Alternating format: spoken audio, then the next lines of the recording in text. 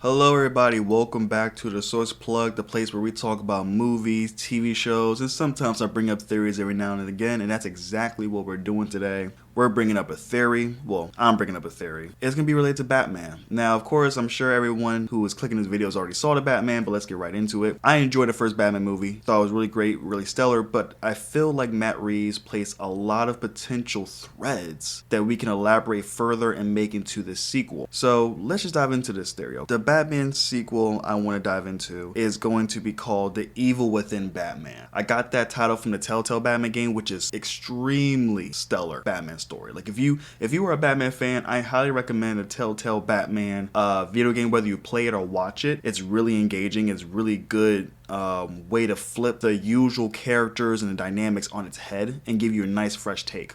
So anyway, I want to actually start off by talking about what I want the potential sequel to be. Everyone brings up their usual people like the Mr. Freezes, Joker, etc., like Bane, etc., etc. And even though I feel like those are all great characters that definitely deserve the spotlight, I feel like what Matt Reeves' mentality is he really wants to focus on the psyche of Batman. And he really wants us to understand this potential dual personality that Bruce Wayne might have to develop to continue being Batman. So I kind of crafted my sequel idea to that type of mindset. So let's try to get into this and let me know what you guys think in the comment section, okay? So look, we're going to split this up between 3 acts and we'll see how this goes. Alright, so let's get started. The story opens 3 years later. Batman is surveying on top of the building as the city of Gotham is crushing him mentally. The power vacuum is still open as rotation of mob bosses gain control, but their reign never lasts long. The innocent bystanders, the necessary bloodshed. The difficult part is Batman's getting used to all this. The pain and the death. He sees a man leaving a building. Batman's been tracking him and stealthily follows the car. Eventually, the man notices and starts a high-speed chase. Batman pursues and is able to cut him off at the Gotham Bridge. The man leaves the vehicle and heads to the ledge of the bridge. The wind hitting his face. He pulls out a gun. Batman stops in his tracks. Batman says, "Buster, don't jump." Buster, with a shaky grip, tells Batman he's screwed either way, so he might as well end life on his terms. Batman interjects that he and the GCPD have been cleaning up the streets of Gotham the past 3 years. You don't have to be afraid anymore. Anymore? All you're catching are the guys trying to pay bills and feed their kids. All the higher-ups always escape Arkham. First Scarecrow, and now my master? Just the sight of me with you can kill me. That's when Batman asks, "Who's your master?" Buster stays silent. Batman repeats the question again. It doesn't matter. Even if you catch him, he'll escape. They all do. Buster reveals he spared his family by ending them himself before his boss could. Finally, Buster puts the gun to his head and tells Batman that he'll see him in hell. Batman kneels down next to the body and closes Buster's eyes. Batman retrieves the murder weapon and leaves it in the Batmobile.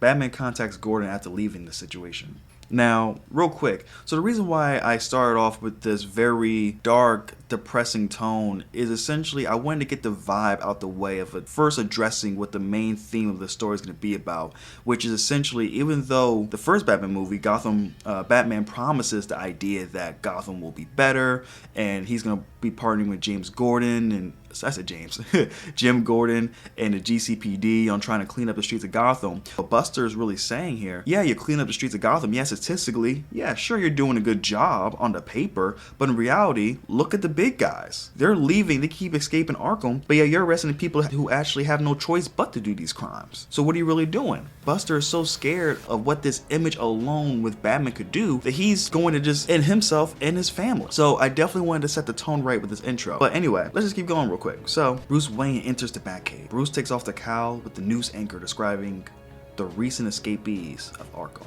Interviews of Gotham residents feel that Batman has attracted even more dangerous criminals since Riddler's flooding. Alfred comes down with nourishments and sees Bruce is disturbed. Bruce expresses that after the flooding, he promised to be a symbol of hope instead of vengeance, but still he doesn't see a difference and he questions why. Alfred comforts Bruce by saying the best bridge between despair and hope is a good night's sleep. Alfred mentions that there's an appearance at the charity ball might actually help take Bruce's mind off of the situation. Bruce at first refuses, but Alfred reminds him that he's the one that set up the charity ball for the mayor's re-election in the first place. So Bruce reluctantly family attends. Bruce is at the ball, and over the years, he's learned to emulate the playboy Bruce Wayne. After talking with the mayor and investors, Bruce heads to the wine cellar, and he notices multiple bloody footprints. Bruce finds a hidden spot to change and reveals his new slim stealth suit. I wanted to give Batman a nice suit that's different from his usual, the one that we saw in the first Batman sequel, only because I felt it'll be, well, how was Bruce Wayne gonna be able to carry that suit with him at the party? You know what I mean? So this is his outfit that he wears when he's out and about as Bruce Wayne, but he doesn't have his heavy equipment on with him. It's the thing about Tobey Maguire from Spider-Man No Way Home, where he had his suit on him at all times, but he had his regular clothes on top of him. That's kind of how this is played out. So anyway, so Batman tracks the footprints from the crime scene to a manhole cover. The killers are obviously using the sewer system and don't care who knows it. In the midst of investigating, Batman is shot, laying on the ground bleeding. He sees the man who shot him. When Batman wakes up, he finds himself chained on the ground, held captive by this religious cult leader, Deacon Blackfire. Blackfire and his followers keep Batman in chains and feed him only enough food to keep him alive. The food is drugged. Over the span of a week, he is exposed to religious propaganda and is repeatedly asked to join the cause. Now, Batman, feeling dizzy from the lack of food, he uses the last ounce of his strength to distract the members, and he finds a way to flee the sewers. Batman eventually makes it to the Batcave. Deprived of food and water, Bruce goes into a nearby drawer and grabs a picture of him, his father, and his mother in a group Christmas photo, taking what he believes his last look. Soon, Bruce falls asleep, only to be awakened by someone calling him a fool. A huge grinning Batman appears on the screen, saying Bruce doesn't know pain, but Batman will really show him pain. Batman noticed Bruce looking at Wayne Christmas photos, claiming Christmas is always the hard time of the year for Bruce. You wonder what it would have been like to grow up with them, there to guide you, love you, just to grow up with them alive, but you can't because they're dead. Just like Buster, his wife, and kids are dead because of you. Bruce wakes up due to Alfred shouting his name. Alfred force feeds Bruce and provides water. Bruce, suffering through drug withdrawal, gets back to work. Batman meets Gordon at the Bat Signal and informs Gordon there's a threat to Gotham. All he can say is that it's a cult that lives in the sewers, but their leader is someone he's never met before, and he asks the GCPD to look into the sewers. Gordon asks Batman what he'll do. Batman says he's going to figure out who the leader is. Someone must have known about him. So Batman ventures to the Iceberg Lounge to talk to the Penguin. Penguin doesn't know, but believes Scarecrow might know since he created the drug Deacon uses. Batman discovers the location of Scarecrow's whereabouts and he heads there. Batman confronts Scarecrow in the lab. Scarecrow is just in the middle of a new delayed gas bomb. A fight happens, leaving Scarecrow beaten, but Scarecrow uses gas to fill the lab, causing Batman to flee. But unfortunately, Batman still inhaled it. Batman calls Alfred, but the gas is settling in, causing him to swerve. Batman takes a shortcut through an abandoned road, losing consciousness. Batman turns the Batmobile to autopilot as his eyes close shut.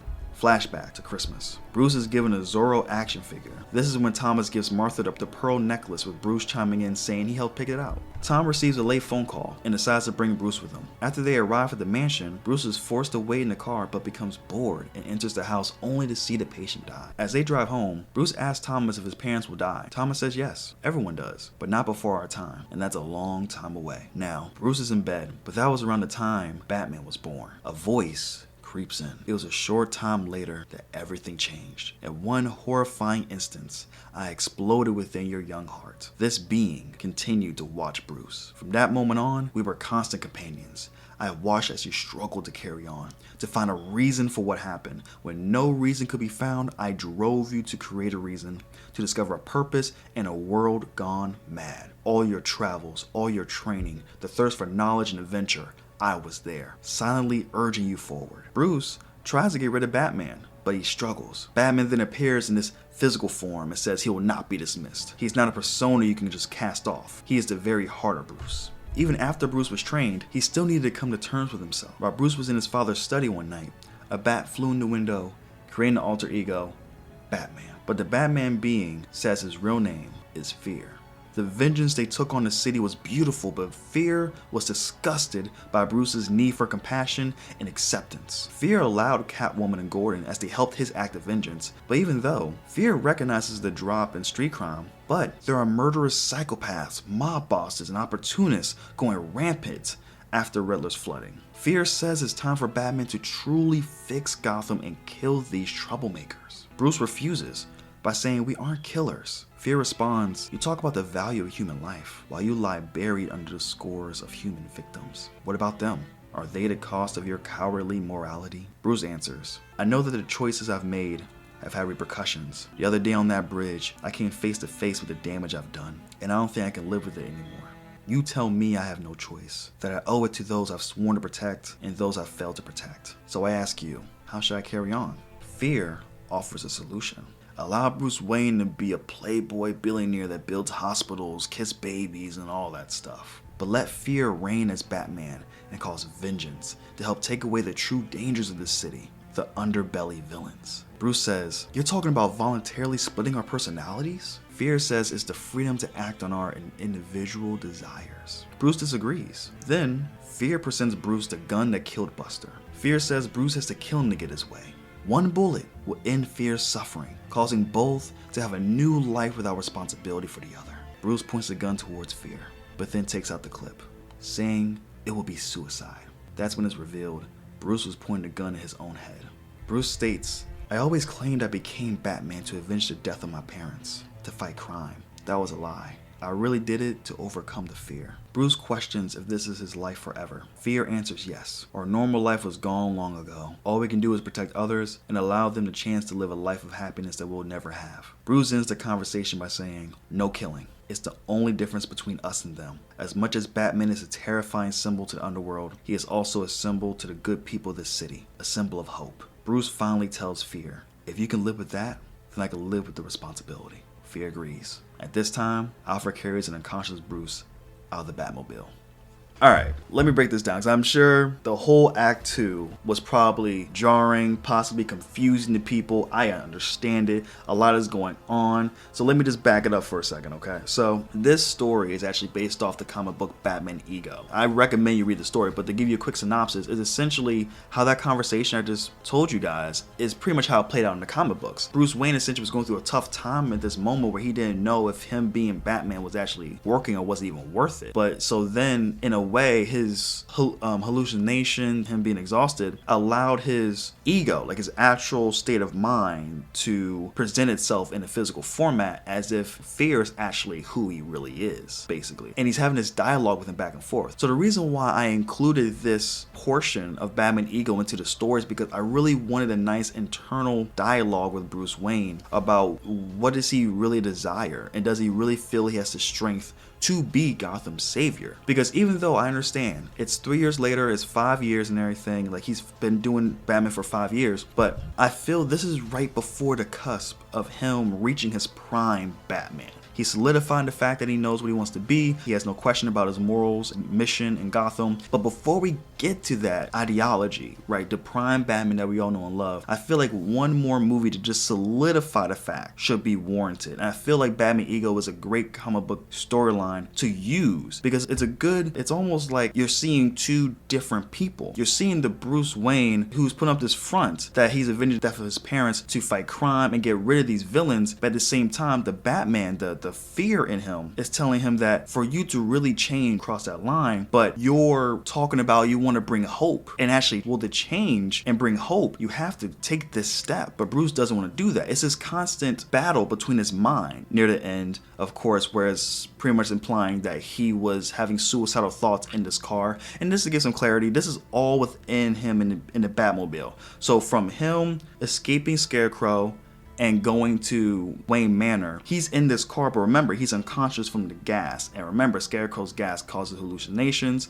so it allowed him to go back into sleep, but Bruce Wayne put his car in autopilot. So it's heading to Wayne Manor while he's having these thoughts in his head. And that's why at the end, it says that Alfred carried the unconscious Bruce out the Batmobile, because by the time he gets there, he's still unconscious, and Alfred sees him, carries him to safety. But I do feel like the primary antagonist of this story should be Bruce Wayne. It should be his own identity. Even though the first Batman movie showed he realized vengeance isn't the right way to go. But I also wanted to show the reality of the situation when it comes to real life. Just because you realize something is wrong, that's just the first step of the process. The next step is coming up with the idea on how to actually make it work when you realize there needs to be a change. Yeah, cool, Batman realizes me being vengeance creates enemies. Cool, but guess what? You helping, thinking you're just arresting people, that's actually not the best way to go now. There's other ways to do this that you need to also consider. So that's why I included this in here. So that was Act 2. Let's get into Act 3. Bruce finally awakens 1 week later in the safety of his room at Wayne Manor after his escape from Deacon Blackfire's sewers. Fully back to health, Batman is determined to defeat Deacon. The situation in Gotham City has only gotten worse since the governor suggested the citizens evacuate the city after he declared it a disaster area. Only half of the population of Gotham left the city, while the other half remained inside. Blackfire soon took over the city and turned all citizens into slaves, forcing them to make an armed fortress out of Gotham City. The US Army has made an attempt to enter the city, which has been sealed off by Blackfire's men, but the Army's plans went wrong as all the enforcers were killed by the heavily armed members of Blackfire's cult. Several citizens have also tried to escape from the city, only to be mercilessly executed by Blackfire's people, who don't care about the dozens of men, women, and children that have died. As a display of their power, the cult has placed several corpses across the streetlights of the city. Now, I'm not gonna lie to you guys, this sounds very dark, and I'm saying all this to say simply this. I know I said in the beginning that this is going to be something I want Matt Reeves and them to actually consider. I do understand though, Warner Brothers and Matt probably want to keep it nice and PG-13, so some things I say here wouldn't actually work for a PG-13. You might have to do a lot of more off the screen, implied violence or implied actions to kind of get your point across. Obviously, showing several corpses across the streetlights of the city is pretty darn dark to really see visually, so I can understand why Warner Brothers will not consider that image at all. As all of this is happening, Batman, with his tranquilizer gun, converses with Gordon. Gordon brings up a few houses that came up during a search for Deacon Blackfire. Batman decides to investigate the houses. Batman reaches one of the houses and turns on detective mode, with Alfred seeing it from the Batcave. Batman notices news clippings with Deacon appearing in 1890 and 1920. Obviously found a way to live a long time, but how? While surveying the room, the flashlight hits a sign. Alfred tells him to go back. As Batman focuses on the sign, Alfred reads it. Beware the court of owls that watches all the time, ruling Gotham from a shadow perch behind granite and lime. They watch you at your hearth, they watch you in your bed. Speak not a whispered word of them, or they'll send a talon for your head. Alfred notes that it was a popular nursery rhyme when he was a kid. Haven't heard that for years. Batman asks, "You think that's a clue?" Alfred says he's not sure, but it was a myth, so it's probably not real. Batman says, "When I started, people called me a myth too." After investigating the house, Batman hears an explosion in downtown Gotham and informs Gordon to meet him there. Heavily armored and equipped with endless tranquilizer darts, the Batmobile breaks all the barriers along its way. Batman keeps driving the car deeper into the city, and they encounter more of Blackfire's followers who prove to be relentless enemies as they keep up the massacre of innocents, even in the face of adversity and ultimate defeat. Upon learning of Batman's daring move, Blackfire rejoices in the fact that the time of his reckoning has finally come, and he prepares to meet his glorious destiny. This is very interesting, and the reason, and you might wonder to yourself, I'll go more in depth later on in terms of the screen time of Deacon Blackfire, but I just want to say this is overall a Batman-centric story. So it's similar to how Batman 1 was. Yes, Riddler was the antagonist, but he wasn't in there that much, but his presence was known in a way. And I wanted to go the same route with the second movie where, yes, Deacon Blackfire is not in there as much, but his presence and his doings are very prevalent and relevant to the story. So anyway, Batman enters Blackfire's inner sanctum and alerts Gordon to follow, but lag behind, just in case. Gordon finds a suspicious looking chamber. Upon closer examination, he spots Deacon Blackfire bathing inside a pool filled with blood from corpses hanging above the pit. All the victims had been hanged upside down with their throats slit, and Blackfire kept smearing the blood all over his naked body while saying that this is his secret to eternal life. Revealing this, Deacon captures Gordon. Finally, Batman arrives at Blackfire's arena, where the Madman is waiting for him inside as several of his followers surround the arena. Blackfire challenges Batman to kill him with the gun he had picked from one of his followers, but Batman refuses to use it against Blackfire, and instead throws the weapon aside, denying Blackfire of his much desired martyr status. Deacon Blackfire indeed wants to be a martyr, as he believes it is the only way of preserving his message for eternity. Enraged, Blackfire attacks Batman with a knife, but his fighting skills are no match for that of Batman, who easily overcomes and disarms him. Blackfire urges Batman to use the knife to kill him, but Batman drops the knife and instead beats Blackfire to a pulp. Batman's combat training allows him to inflict the most painful damage possible without knocking Blackfire unconscious. When Blackfire can no longer stand and has been reduced to a bloody pulp, he begs for Batman's mercy, showing a clear sign of weakness in front of all of his followers. Thanks to a few seconds he had to recover, Blackfire then commands his followers to eliminate the Batman. But once they drop into the arena, they turn against him with a thirst for blood. Batman and Gordon are unable to save Blackfire from the wrath of the same monsters he created, as they are outnumbered. Just like this, Batman and Gordon leave the sewers while the murdering maniacs obliterate Deacon Blackfire. Not long after these events, order is restored to Gotham as the authorities are finally able to get into the city. Most of Gotham's survivors are taken to medical centers, while those who are a part of Blackfire's cult are arrested and pending trial. The movie ends with Bruce Wayne in the Batcave. Alfred enters and asks what Bruce is looking at. Bruce says, "I realize that I won't be around to help Gotham forever. I need to have trust that someone besides Gordon can keep Gotham safe if anything happens to me." Bruce looks at a roster of orphan children and picked Mayor Mitchell's son from the first movie. Alfred is hesitant on the idea of bringing a kid so young, but bites his tongue. Bruce Wayne, dressed as Batman, decides to pay the son a visit as the screen goes black. So do I think Warner Brothers will listen to me? No.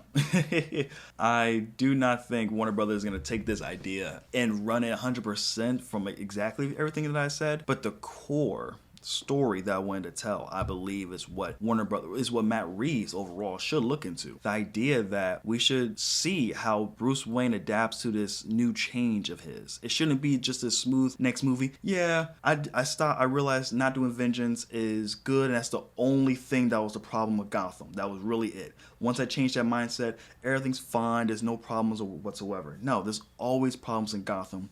And right before we get into the prime Batman, because remember, this is now I did a 3-year time jump. So now this is Batman 5 years in, and I wanted to do one last internal issue before we then venture out to the prime Batman who solidified and he knows what he wants to be. This will be the movie where Robert Pattinson's Batman will always look back and be like, I made this commitment, I told myself about this, I'm committed to Gotham. And you even see here that even though he's committed to Gotham, he also realizes that he won't be around forever because he loves the city so much. He wants to prepare someone younger, pretty much a successor, to take over his role. So, and I picked Mayor Mitchell's kid simply for two things. Just, we already seen him before, so we can already use his origin as a quick, we already understand why, why he's an orphan, why he's not around anymore, and boom, now he's Robin. I know people will love the idea of Dick Grayson and things like that, and I completely am not against that idea. 100%. If you want to do Dick Grayson, 100%, that's okay. I have no problem with that whatsoever. This is just kind of like the route for me to make it make sense in universe, because if you're going to bring Dick Grayson in for Batman 2, you're going to have to, whether you like it or not, that's just how the nature of storytelling. You have to always introduce the basics of the character. So even if we all know what happened to Dick Grayson and why he's an orphan, just narratively speaking, for a story, for a script overall, you have to at least bring it up. That's why in the Batman, they didn't do a whole flashback scene of Bruce Wayne's parents dying, but they did throw like some exposition scenes of like, oh yeah, his family was murdered, stuff like that.